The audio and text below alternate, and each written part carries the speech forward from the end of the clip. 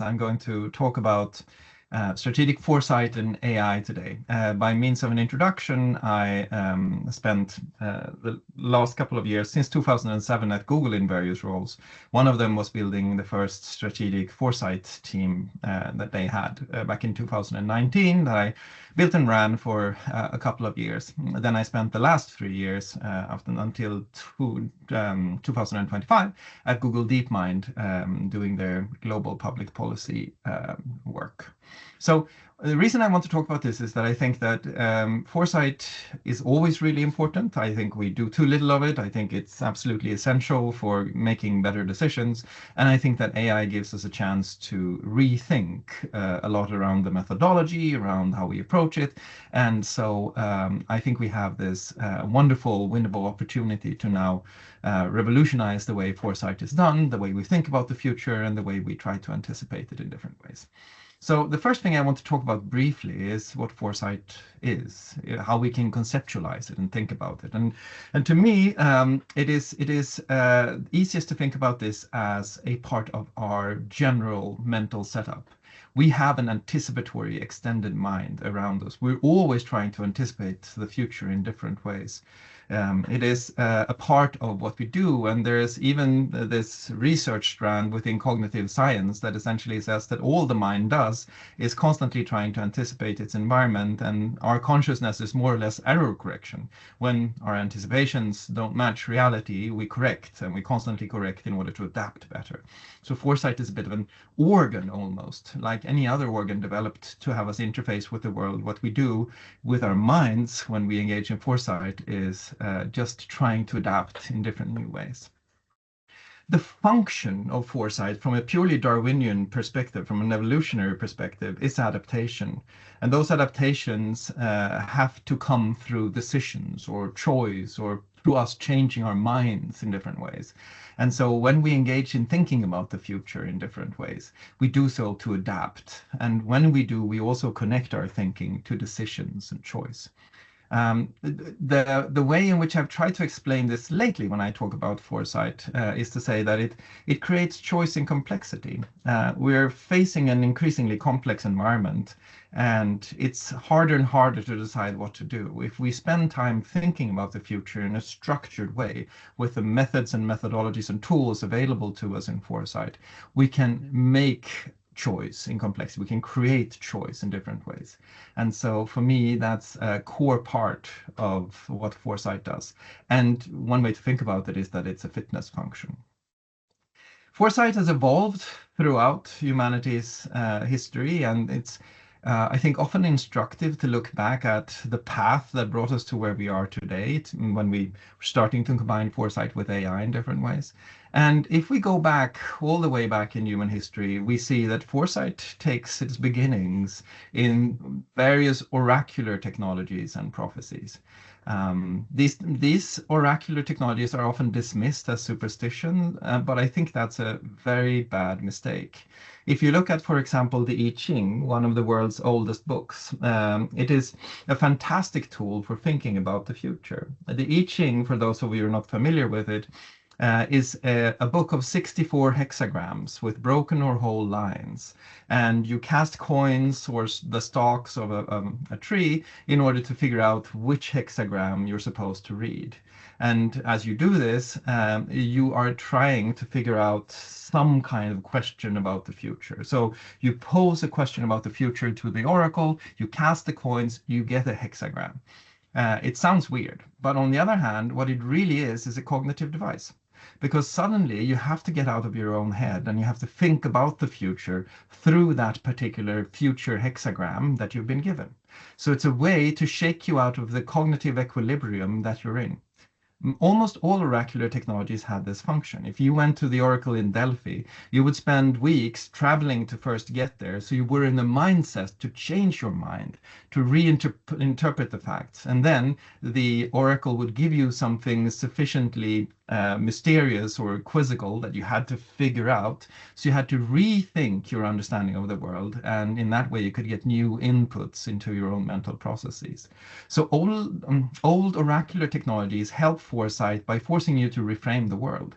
And reframing the world is one of the core ways in which you can create choice in complexity. So these technologies should not be lightly dismissed. And in fact, it's rather interesting to experiment with them. As a part of the research we do, and when we think about this, I built a modern version of the I Ching Oracle where you can ask any question and get any hexagram and you can work with it. And one of the most interesting challenges in building that is that you actually also have to figure out how to get true randomness into the Oracle, because the Oracle has to really shake you out of your cognitive equilibrium. And there's a whole other lecture to be given around true randomness and how to aggregate randomness over time. But if you're at all interested in trying this, I will send you the link and you can see if you can find new ways of reframing the future through the Oracle. Next, in our history of foresight, we started to look to the sky. Astronomy, astrology, the ability to look at the sky and predict the way that the different planets and stars would move over time was something that gave us a sense of control over the future. A lot of what we think about when we think about foresight has deep metaphorical roots in astronomy, about thinking about the stars. They move in different ways, their movements have meaning, we interpret it in different ways, and it underlies a lot of the technologies and methods that we have, the views and metaphors we have when we think about the future. And you will see the Anticipatory mechanism, one of the oldest computers in the world, was done, we think now, in response to trying to predict various stellar events. And from the very beginning, the sky inspired us to think about the future in new ways. Soon enough, science and the scientific method entered the stage, and science was a lot about predicting the future, about trying to predict how the world would work, trying to predict how the world would react to different kinds of interventions. The scientific method gave us a way to think about the future that we're still, of course, using today, and we're essentially doing that. And I think it's important to remember it in order to both understand the past, but also forecast the future, to give us more power over the future. Fairly late, surprisingly late, we get into probabilistic foresight and statistics. We start through games, and probability and the sort of study of games comes in very, very late as a human cognitive element. And that's the point at which we start to understand that the world is probable, not just determined. And this gives us access to a whole new set of tools when thinking about the future. We're really bad at it, though. We still are quite bad at thinking about the world probabilistically. So this is where we can actually have a lot of help from computational methods. Computational foresight, starting to look at big data sets, figuring out how to predict from them in different ways, then quickly turns into synthetic foresight, where we can combine all of the different technologies that we've had so far with AI. And synthetic foresight is the sort of the moniker or the name that we have when we talk about how to use foresight with AI. Now, artificial intelligence can be many different things. And when we think about it, we always get an image in our head. And it's important that we don't get stuck with the image of artificial intelligence as a chatbot. If we look back in like 30 years and we write the history of artificial intelligence and we write it as if it was the history of chatbots, then we have failed miserably. I think it's much better to think about AI as an observational instrument that allows us to find patterns and complexity. It's just like a telescope allows you to see things that are really far away, or a microscope allows you to see really small things. Artificial intelligence allows you to see patterns in complexity that you can then use, interpret, and work with in different ways. And you can apply this then to foresight. Most foresight architectures have in common these 5 elements that you have to take into account when you start thinking about the future. You have to have data, something to base your thinking on. You organize your data in models of various kinds. You understand those models in narratives. And this I think is an important point, because we understand the world in narratives. One part of the reason for that is that narratives are fantastic information compression mechanisms. They compress the way that we can understand the world into a sequence of symbols that contain an enormous amount of information. The narratives themselves have to build on plausible mechanisms. This is a term that we borrow from biology, where we don't need absolute cause and effect, but we need some kind of plausibility for why something happens after something else. Those plausible mechanisms are also key to a lot of foresight architectures. And most foresight architectures have to take into account some kind of reflexivity. If we're just predicting a physical system, where predicting it is not an intervention in the system, that's less important. But if you're predicting, say, a market, or if you're predicting any system that has any level of cognition in it, the predicting of the system changes it, and that's always going to be true. It's a trivial point, but it's often forgotten. It's surprisingly often that you sort of see different kinds of predictions done as if you could take a point outside of the system and predict it. AI changes all of these different elements of the architecture in different ways. For data, we go from being able to detect weak signals to be able to cluster massive data sets. When it comes to models, we can build really simple models if we do it only with the human mind, but the kinds of model spaces you can explore if you have access to AI explodes quickly. Mechanisms that we can look at as human beings have to remain quite simple, whereas the AI can both infer mechanisms and simulate counterfactuals and build entire causal directed graphs that we can explore in different ways. So it allows us to up everything we do by an order of complexity. When it comes to the narratives, we are actually extraordinarily good at writing and structuring narratives, but the AI can help us structure not just one narrative, but a whole family of them, so we can explore them at scale. And reflexivity, of course, is much easier to model with artificial intelligence. Now, if we take all of these different things together and we translate them to the methods, and I have here the sort of 5 really common methods that you can employ in foresight: scenarios, premortems, narratives, games, simulation. We see for each and every one of these that we can do entirely new things. And this is where I think the exciting part starts, because we have seen very little innovation in methodologies over the last 50 years of foresight, at least given the kinds of tools that we've been given in the last 50 years. So for each and every one of these, we can explore them now, and we can do entirely new things, and we can rethink the way that we do every single foresight exercise. And I wanted to walk through you a really simple example, sort of what we could do with scenario planning and how we can think about scenario planning if we apply some modicum of AI. Now, scenario planning, for those of you who are not super familiar with it, is a rather old cognitive tool that we've been using for quite some time. There's an American and French stream of scenario planning. In the American stream, we have people like Herman Kahn, we have the Rand Institute, and the work that they did on everything from thermonuclear war to thinking about the future in different scenarios. So Kahn worked a lot and coined, at least in the US context, the term scenarios. It was also a French stream, quite a powerful one, where the name wasn't scenarios, but perspectives, where we could see a lot of different perspectives being generated from 1957 and forward. They come together in Pierre Wack, who did a lot of the foundational work at Shell, and wrote about scenarios and popularized scenarios for a much broader audience in his Harvard Business Review essays. That then translates into another US branch, the Global Business Network and Schwartz, and we see it then continuing and becoming a really powerful, often used technology across a wide range of domains. The basic process of scenario planning is well known. It's essentially framing the focal question, finding the driving forces, finding out the predetermined and uncertain factors and ranking them, and then building narrative scenarios. Unfortunately, at 6 here is where most people stop. And 7, 8, and 9 is actually where the value is. So if you're doing scenario planning and you're not curating the scenarios in the right way, then you're probably missing out on 80 to 85% of the value. The last piece, the sort of decision, is incredibly important. And a lot of the foresight tools that we have stop short of informing our decisions, something we can change, again, with AI, I think. So let's sort of play with the idea of just adding AI then. What could we do with artificial intelligence if we look at scenario planning in different ways?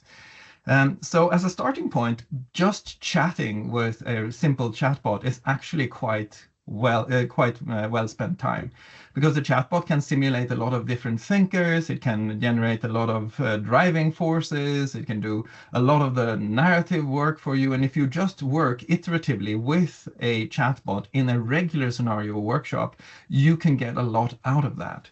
And it's sort of the starting point for many people to do this. It also means that you can run an entire scenario workshop on your own by just saying, hey, I would like to have these people in a scenario workshop. Here's the description of how I want to do the scenario workshop, and here's the focal question. And the chatbot will then role play with you and allow you to do all this. This is super basic, but it's sort of interesting because it makes it available to a whole lot of people who otherwise perhaps wouldn't be doing this. Now, you can also naturally automate scenario planning. So as a part of the research we do at TUM, where we think about scenario planning or foresight more generally in AI, we built a super simple scenario planning engine. So you ask it the focal question. It then gives you from left to right here, it gives you all of the PESTLE driving forces. PESTLE is as an acronym for politics, economics, social, technical, environment, and legal forces. All of those forces. You can then choose from all of these driving forces, 2 or 3 or 4 dimensions, and the system generates a number of different scenarios for you. It's either 4, 8, or 16.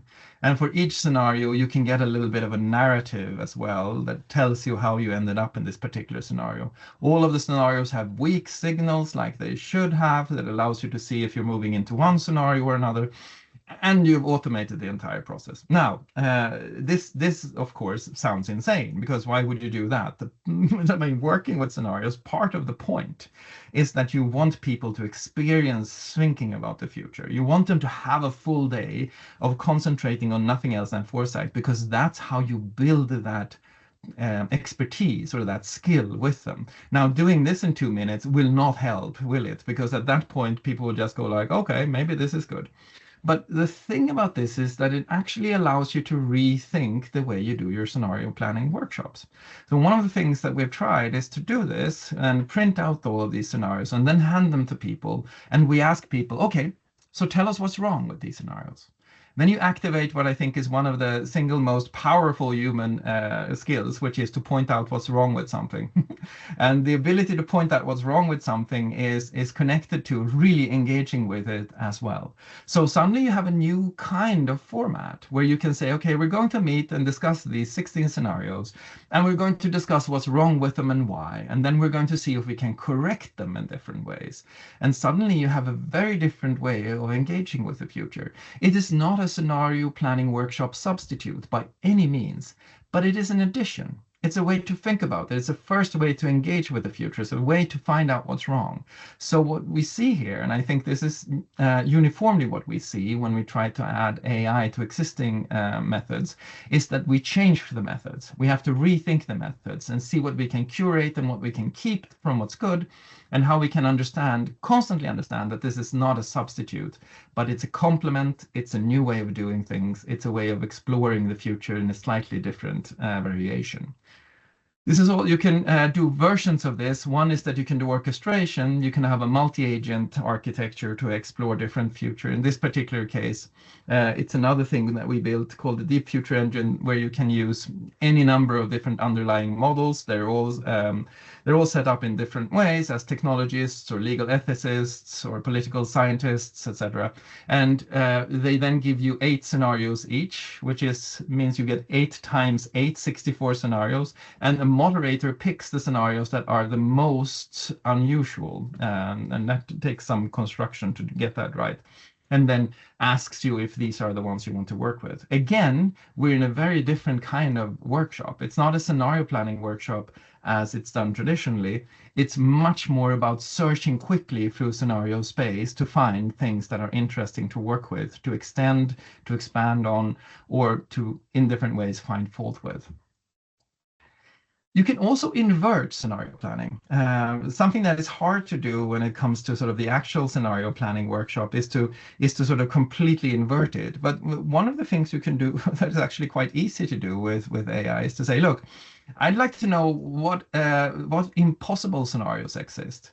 So give me things that absolutely will not happen. If scenarios typically are about finding the spectrum of the possible, because they're not engaged in probability really, they're engaged in possibility, then you can do this. You can say, okay, I'd like to know exactly what will not happen under any circumstances, and I would like to know why.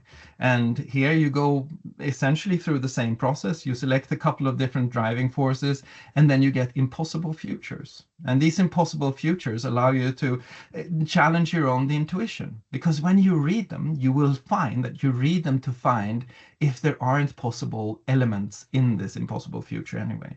It again triggers a different cognitive response. And that cognitive response is what we want here all the time. We want to engage the way you think about the future and force the reframing. Saying that something impossible triggers us. It triggers us deeply, and we suddenly want to understand why it's impossible. And then we start engaging with the future in a very different way. The simple inversion of the method gives you a new cognitive tool to work with. There are more complex things that you could do as well that are actually quite interesting. And one of them is to decentralize and build collaborative scenarios. So one of the tools that I've been experimenting with is something called the collective pulse, where you can connect any number of people who are in a company or in a community or anywhere else. And the thing they need to do is just to speak to the AI about the future. They get a prompt, what do you think will happen in the future? That prompt then prompts them to say something. What they say is synthesized, and from this, the AI then generates scenarios from all of the different people speaking about their view about the future, their thoughts about the future in different ways.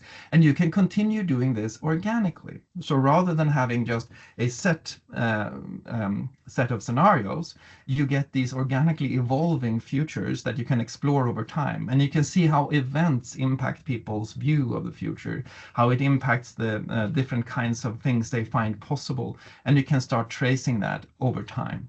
So this is a way of sort of aggregating across large communities or large corporations, different kinds of futures you can work with. Curation, that last piece in the scenario methodology that we spoke about, that you have to take care of your scenarios once they're generated, come back to them, because the second meeting you have about your scenarios is the meeting that's the most valuable one, is also something you can do in an entirely new way with AI.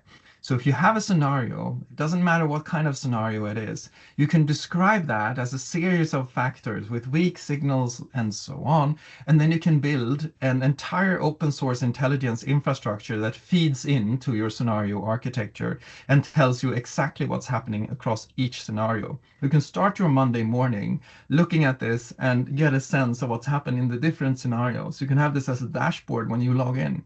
The Forest Futures Research Group, where we do a lot of this research, and why I'm one of the founding members, have something we call a hive mind, where we track scenarios across a number of different domains.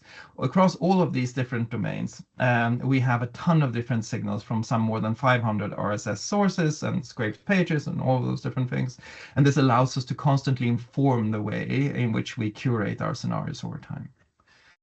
Something that we haven't done, but I think is sort of increasingly likely that somebody in a commercial setting will do, is to take some sort of input from the fact that prediction markets are going so incredibly well, and then create something like a scenario market. A scenario market is, I think, in its simplest terms, just a prediction market, but with a bundle of different predictions, where you bundle different predictions into a single scenario, and then you can track the likelihood over that bundle over time in different ways. And I think these kinds of bundles already exist packaged in some of the prediction markets. But if you could structure them as specific scenarios and have scenario markets rather than prediction markets, if the unit of commodification, of marketization, was the scenario rather than prediction, I think that could be really interesting. It would, however, collapse one of the boundaries that WAC was really concerned about, and that was he didn't think that we should think about probabilities when we talked about scenarios. We should think about possibilities, and we should prepare to find what the minimum regret move across those possibilities were. there are tons of other ways in which we can reinvent scenarios. And I think that we have just scratched the surface on what we can do with all of the different methods that I mentioned before, from scenario planning to premortems to narrative futures. All of these different things can now be reinvented in fantastic ways with the new technology. So that's an example, and I think what I'd like to talk about briefly next is actually something else. It's the future of foresight, and what I think will happen as AI informs foresight as a craft. One of the things I think we'll see, or already do see, is the commodification of futures and foresight. The fact that we now trade in predictions is just the beginning. I think we are going to be able to find a lot of different ways of trading with the future, and I would expect to see a ton of innovation, financial innovation, going into how foresight is commodified, for better or worse. I think it will create some really weird situations, as we've seen in what seems to be apparent abuse of prediction markets prior to events where people have inside information. I think increasingly we will want our governments to be anticipatory. We will see a lot of simulated politics. There's a ton of interesting work on this happening across many different universities. And at Google DeepMind, we had entire simulated small societies in the so-called Concordia project, thinking about, okay, how can these polities in different ways be, how can you run a policy through a polity 100 times to see how people react to it? As that becomes possible, I think we will expect it more and more when it comes to governance. The ability to predict, the ability to do good foresight is increasingly becoming a geopolitical power, a capability that I think is going to be valued more and more highly over time. It depends, as we said when we talked about the architectures, on things like data. And we already see that both the US and China are severely restricting the availability of data about their citizens and about different institutions because they do not want to be easily predicted. If you can predict your enemies, and this has always been true if you think about strategy, if you can predict your enemy, you can defeat your enemy. And so the ability to build these giant simulations, to work through them in different ways, is going to be a geopolitical advantage. So, moving tack again, I think there are a few things that we have learned that you shouldn't do when you work with AI and foresight, and it's partly the obvious ones. Cognitive offloading is never a good idea. Never start cold. Never go to the computer the first thing you do. Always spend time thinking, having a conversation, entering into a dialogue when you talk about the future first. Never seek judgment. There's always going to be human bias built into these models. And sacrificing depth or speed is a fool's errand. It's not a good thing to do. So all of the things I've shown you are not, as I said earlier, substitutes in any way, shape, or form for deep engagement with the future, but they're interesting complements that we can work with. We're running up on time, so I will give you a few thoughts about what I think comes next. If we assume that we use AI across all of our interesting foresight methodologies, what then do we think is coming down the pike in, say, 20 or 30 years or so? There are a couple of things here I'm super interested in. One is the idea that we could have massive parallel simulated futures running all the time on some of these resources. It will be necessarily simplified models, but still, I think that could be a very interesting change in our society. What happens when our society constantly has access to multiple futures in this way? We already see some work on self-simulating adaptive policies. So you set out a policy, it observes the environment it acts in and tries to adapt to changes that were not intended. Such policies would be smarter in some sense than those that are blind and you just put them out and you wait 2 years and you hope to be able to see in the statistics if it worked or not. Policy spaces can evolve in different ways. And I also think that one of the things we overestimate horribly is cognition. If you think about agents, for example, agents are anthropomorphisms. Sort of the image you get in your head when you think about an agent is like a small person who's running around and doing human stuff with human thinking for you in different ways. That's ineffective. In many cases, the best kinds of problem-solving mechanisms that we know of are not cognitive and they're not human. They are organisms. So one of the areas that I think is underestimated and sort of was left by the wayside is this whole strand of artificial intelligence research that we had early on around artificial life. How could we build artificial organisms that in different ways metabolize uncertainty and make predictions in the way that they behave? And this is where I think it becomes super interesting to think hard about the next generation foresight technologies. And those foresight technologies, I'll just give you an example that's later in the presentation, could build on entirely different models of foresight. So if we look at one of the models that I think is really interesting, is to think about how the future is represented in biology. And here we have things like trees. Trees anticipate the future in different ways. Every branch is a bet on where the light will be. They have meristemic cells that allow them to, essentially stem cells that allow them to evolve whatever resource they need in order to respond to the future. They have a lot of temporal game theory going on. They don't bloom regularly, but they do it irregularly, so they cannot be predicted by predators or others who would eat their seeds. So a tree has this really interesting anticipatory model of the future where it constantly interacts with it.